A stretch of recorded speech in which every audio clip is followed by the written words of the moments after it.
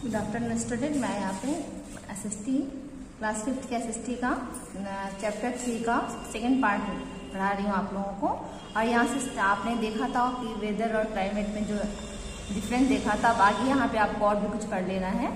Some places are covered with snow where snow places where some places are wet throughout the year. So we see all these difference in climate. There are many factors on which the climate of a place depend. They are as follows.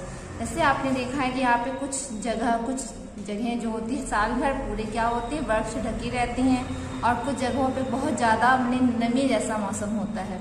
यहाँ पे आपको इन चीजों को देखना है कि climate में क्या अंतर पाया जाता है, क्या डिफरेंस पाया जाता है, और इस डिफरेंस के लिए जो भी कारक आपके रिस्पॉन्सिबल होते हैं उनके बारे में आपको यहाँ पे थॉरोली पढ़ना है।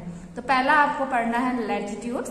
और ये लैटिट्यूड देखिए इसमें है कि जब अर्थ अपने, आपने सबने सुना होगा अर्थ अपने एक्सिस पे नाचती है, तो उस समय जब वो घूमती है अपने धुरी पे, अर्थ क्या करती है, अर्थ के किसी हिस्से में कम लाइट पड़ती है और किसी हिस्से में ज्यादा सनरेज को वो एडेप्ट करती है। तो यहाँ पे जिस हिस्से में वो आपका अर्थ जो है, जिस हिस्से में आप सनलाइट जो कम ले पाता है, वहां पे क्या होती है, ठंडी का मौसम होता है। और जहाँ पे वो ज्यादा ले पाता है सनलाइट, ज्यादा एडेप्ट करता है, वहां पे गर्मी का मौसम होता है।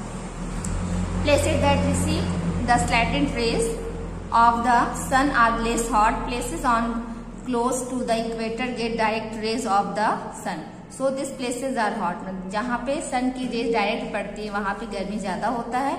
As we move toward north to south of the equator, the variation in terms of amount of sunlight increase. It means places in lower altitudes are hot whereas places in higher altitudes are cold. जिस तरह से हम आगे की तरफ बढ़ते हैं, north और साउथ की तरफ जिससे आगे की तरफ बढ़ते जाते हैं, हम इक्वेटर के पास जाते हैं, वहां पे इक्वेटर का आसपास का जो एरिया होता है वहां बहुत ज्यादा गर्मी होती है, वहां पे सबसे ज्यादा सनरेज को वो एडेप्ट करते हैं। इसका मतलब ये आप बता सकते हो कि अगर हम जितने ही यानी कि जहाँ के एल्टीट्यूड बहुत लो होता है वहां पे गर्मी ज्यादा होती है, और जहाँ का एल्टीट्यूड बहुत हाई होता है वहां पे ठंडक ज्यादा होती है। इसके बाद नेक्स्ट आपका पढ़ना है altitude. Altitude means the height of a place above the sea level. Highlands areas are always cooler than the sea level areas at the same latitude. Therefore, hill stations are cool even when it is very warm in some places at the same latitude.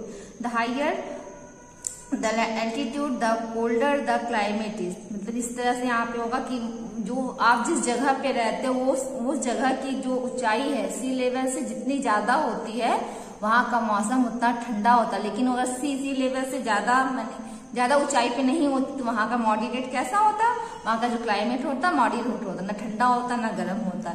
और इस पे आपको ये देखना है कि मैंने यहाँ पे अगर वो सी लेवल से उसकी ऊंचाई ज्यादा है, जैसे आपने हिल स्टेशन वगैरह देखा है, तो वहां का मौसम जो होता है बहुत ज्यादा कूलर होता है अपेक्षा आपके ऐसे एरिया जो सी के बहुत सी लेवल से उसकी ऊंचाई कम होती है। आगे पढ़ना है डिस्टेंस फ्रॉम द सी। मतलब अगर उस जगह की दूरी सी से कुछ ज्यादा है, समुद्र से वो ज्यादा काफी दूर स्थित है या उससे बहुत करीब स्थित होता है। The climate of a place depends on how close or far it is from the sea. Places closer to the sea are cooler because the sea water and the air above the sea heat up slower than the land and the air above the land. This result in sea breeze that blows from the sea and keeps nearby places cool.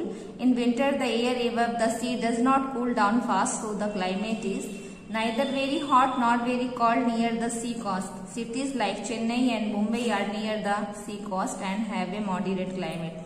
अब देखिए आपको पढ़ना है यहाँ पे कि आपने सुना होगा, मैंने पहले भी पढ़ाया था आप लोगों को क्लासेस में, सी ब्रिज या लैंड ब्रिज। मैंने ऐसी जगह जो समुद्र के जो करीब का जो क्षेत्र होता है वहां पे क्या है, जब वहां की मिट्टी बहुत जल्दी गर्म हो जाती है और पानी जो देर में गर्म होता है, तो वहां पे जब मिट्टी जल्दी गर्म हो जाती है तो मिट्टी के ऊपर की जो हवा गर्म होकर ऊपर उठ जाती है, और समुद्र की जो ठंडी हवा आके आपके लैंड में जो यहाँ के लैंड एरिया की जगह को कवर कर लेती है। तो समुद्र की ठंडी हवाएं जब लैंड में आती है तो उसे हम लोग कहते हैं लैंड ब्रिज कहते हैं। और जब लैंड की जो गर्म हवाएं समुद्र की तरफ चली जाती हैं तो वहां पे हम लोग सी ब्रिज कहते हैं वहां पे। यानी रात के समय में जब जमीन जल्दी ठंडी हो जाती है मिट्टी आपकी, और जो आपके समुद्र का पानी लेट में ठंडा होता है, तो जो क्या होती है वहां पे देर में ठंडा होता है, तो समुद्र की जो ऊपर की हवा ऊपर उठ जाती है, और जो लैंड की जो एयर होती है वो समुद्र की जगह के स्पेस को कवर कर लेती है। तो रात में उस तरह से क्या होता है, वहाँ क्लाइमेट जो होता है मॉडरेट होता है। इसलिए ये भी आपका डिफरेंस करता है कि आप जितने करीब रहते हो समुद्र से, वहाँ का जो वेदर होता है उतना मॉडरेट होता है, वहाँ पे ना अधिक ठंडक पड़ती ना अधिक गर्मी पड़ती है। कुछ देखिए यहाँ पे कुछ सिटीज के नाम है, जैसे आपके चेन्नई, मुंबई, ये समुद्र के किनारे, इसलिए वहाँ का क्लाइमेट जो होता है मॉडरेट होता है। नेक्स्ट पढ़ना आपको direction of the wind. Direction of the wind में देखिए पढ़ना आपको, winds blow from areas of low temperature to areas of high temperature, winds that blow from the sea are cool, winds that blow from the warm places are warm, warm winds blow from the equator, cold winds blow from the poles, warm winds can also causes rainfall, they can easily pick up moisture from both land and water, when they rise up the moisture in them cools and condenses from the clouds.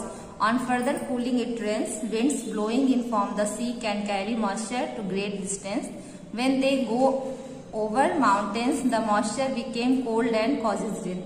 अब देखिए ये direction, जो हवा बहने की जो दिशा होती है, अगर ये हवाएं गर्म जगहों से ठंडी जगहों की तरफ चलती है, तो वहां पे क्या उस एरिया की जो हवा होती है गर्म होती है, लेकिन अगर वो हवाएं ठंडे प्रदेश से चल के आती है तो वो हवा ठंडी होती है।